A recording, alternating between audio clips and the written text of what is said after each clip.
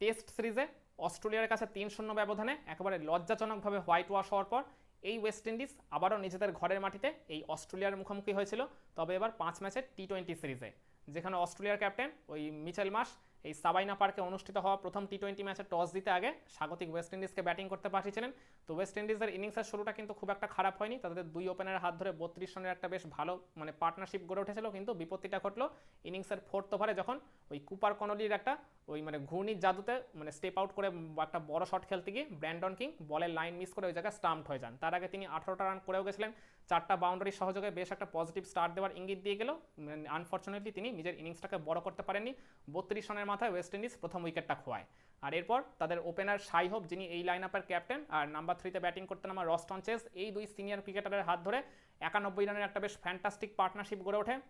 এই দুই ব্যাটারের সৌজন্যে পাওয়ার প্লে 6 ওভার শেষে ওয়েস্ট ইন্ডিজের স্কোরটা থাকে 1 উইকেটে 56। দুজনেই ওই জায়গায় চমৎকার ব্যাটিং করেছেন, ভালো ভালো কিছু শট নেগোশিয়েট করেছেন, ক্যালকুলেটিভ রিস্ক নিয়ে তারা খেলেছেন। রান তোলার বা ঝড় তোলার মূল কাজটাই করছিলেন রস্টন চেজ, আর অপরদিকে সাপোর্টিভ রোলটা প্লে করছিলেন তাদের ক্যাপ্টেন শাই হোপ। তবে তিনিও যখন সুযোগ পাচ্ছিলেন একটা দুইটা বড় বড় শট নেগোশিয়েট করছিলেন। 10 ওভার শেষে ওয়েস্ট ইন্ডিজের স্কোরটা থাকে 1 উইকেটে 103। তখন মনেই হচ্ছিল যে 200+ বা 220+ রান ওঠাটা এই জায়গা থেকে জাস্ট সময়ের অপেক্ষা।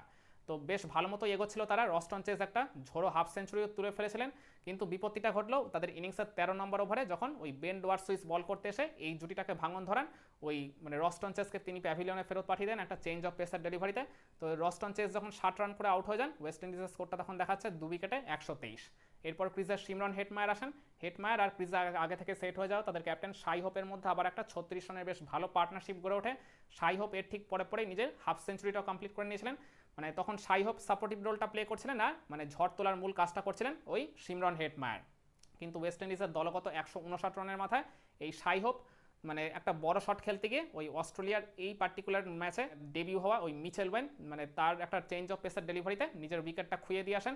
55 রান করে তিনি যখন আউট হয়ে যান, ওয়েস্ট ইন্ডিজের স্কোরটা তখন হয়ে যায় 3 উইকেটে 159। আর এর ঠিক পরের ওভারেই শন অ্যাবট বল করতে এসে তিনি তুলে নিয়েছিলেন ওয়েস্ট ইন্ডিজের এই লাইন আপের আরেক ডেঞ্জারাস ব্যাটার রবমান পাওয়েলের উইকেটটা, যিনি 1 রানের বেশি করতে পারেননি।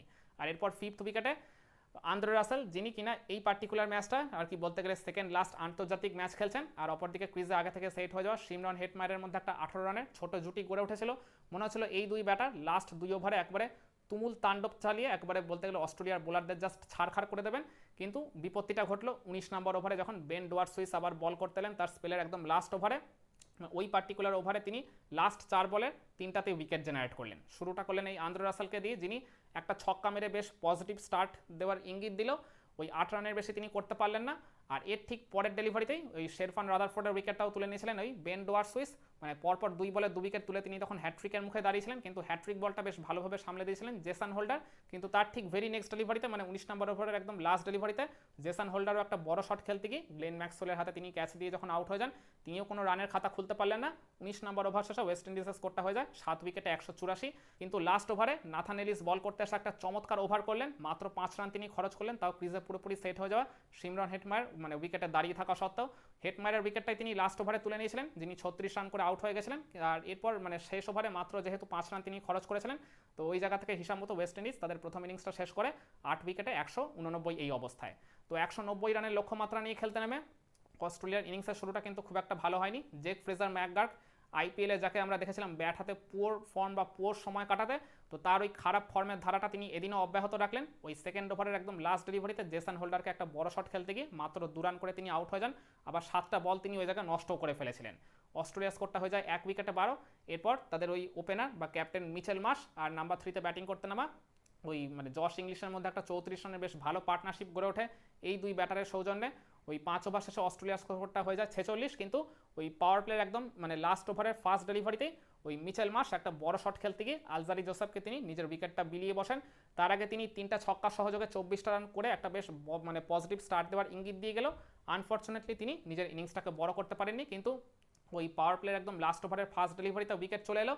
ওই পার্টিকুলার ওভারটায় ওই নাম্বার 4-এ ব্যাটিং করতে নামা ক্যামেরন গ্রিন একেবারে তাণ্ডব চালিয়ে আলজারি জোসেফের ওই ওভারটা থেকে তুলে ফেললেন 18টা রান, যার ফলে পাওয়ার প্লে 6 ওভার শেষে অস্ট্রেলিয়ার স্কোরটা থাকে 2 উইকেটে 64, কিন্তু এর ঠিক ভেরি নেক্সট ওভারের প্রথম বলেই ক্রিজে আগে থেকে সেট হয়ে যাওয়া ওই জশ ইংলিশের উইকেটটা ওই জায়গায় চলে যায়, তার উইকেটটা তুলে নিয়েছিলেন ওই আকেল হোসেন। মানে একটা মানে লম্বা শট খেলতে গিয়ে মানে তিনিও আর কি নিজের দোষেই নিজের উইকেটটা খুঁয়েছেন।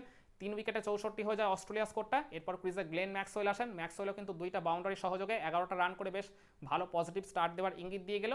9th ওভারে ওই গুডাকেশ মোডির একটা ডেলিভারিতে তিনি ওই স্লগ সুইপে একটা বড় শট খেলতে গিয়ে লিডিং এজ হয়ে নিজের উইকেটটা খুঁয়ে বসেন।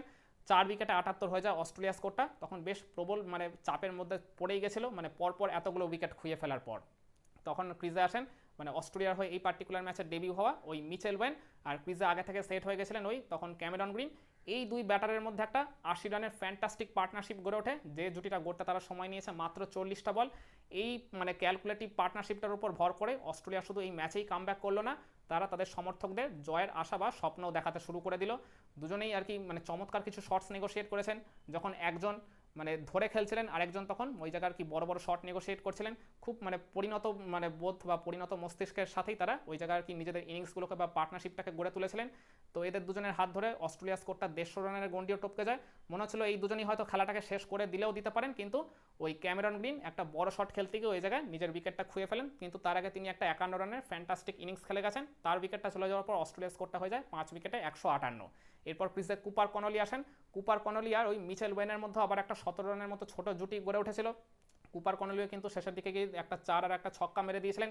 মিচেল ওয়েন তারপর নিজের হাফ সেঞ্চুরি কমপ্লিট করে নিয়েছিলেন, কিন্তু তিনি যখন আউট হয়ে যান অস্ট্রেলিয়া স্কোরটা তখন হয়ে যায় ওই জায়গায় 6 উইকেটে 175। তখন অস্ট্রেলিয়া জয় পেতে 15টা রান বাকি, কিন্তু বল সংখ্যা রান সংখ্যার থেকে বেশি ছিল। মানে হিসাব মতো মিচেল ওয়েন অস্ট্রেলিয়া জয়টা এক প্রকার নিশ্চিত করে দিয়ে আউট হয়েছিলেন।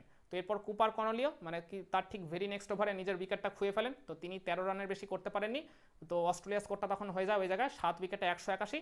কিন্তু এরপর বাকি কাজটা করতে আর কোনো রকম ভুল করেননি তাদের দুই বোলিং অলরাউন্ডার শন অ্যাবট আর বেন ডোয়ারসুইস, দুজনেই 5 রান করে ক্রিজে অপরাজিত ছিলেন। তো যার ফলে 19 নম্বর ওভারের মধ্যেই অস্ট্রেলিয়া তাদের কাঙ্ক্ষিত লক্ষ্যে পৌঁছে যায়। 7 বল বাকি থাকতে 3 উইকেটের ব্যবধানে এই প্রথম টি-20 ম্যাচে স্বাগতিক ওয়েস্ট ইন্ডিজকে হারিয়ে অস্ট্রেলিয়া এই 5 ম্যাচের টি-20 সিরিজে শুভ সূচনা করলো, আর যার ফলে তারা 1-0 ব্যবধানে এখন এগিয়ে গেল। তো হিসাব মতো এর পরের ম্যাচটাই আন্দ্রে রাসেলের আন্তর্জাতিক ক্রিকেটে শেষ ম্যাচ। তো দেখা যাক এখন ওয়েস্ট ইন্ডিজ এই প্রথম টি-20 ম্যাচে হারের ধাক্কাটা সামলে পরের ম্যাচে ঘুরে দাঁড়াতে পারে কিনা অস্ট্রেলিয়ার বিপক্ষে, আন্দ্রে রাসেলকে তারা একটা ভালো মতো ফেয়ারওয়েল দিতে পারে কিনা একটা জয় তুলে, সেটাই এখন আমাদের দেখার। কি মনে হয় আপনাদের, পারবে কি ওয়েস্ট ইন্ডিজ আন্দ্রে রাসেল তাদের মানে টি-20 ফরম্যাটের অন্যতম সেরা অলরাউন্ডারকে পরের ম্যাচে একটা জয় উপহার দিয়ে একটা ভালো মতো ফেয়ারওয়েল দিয়ে তাকে বিদায় দিতে? কমেন্ট করে আপনার মতামতটা জানাতে পারেন।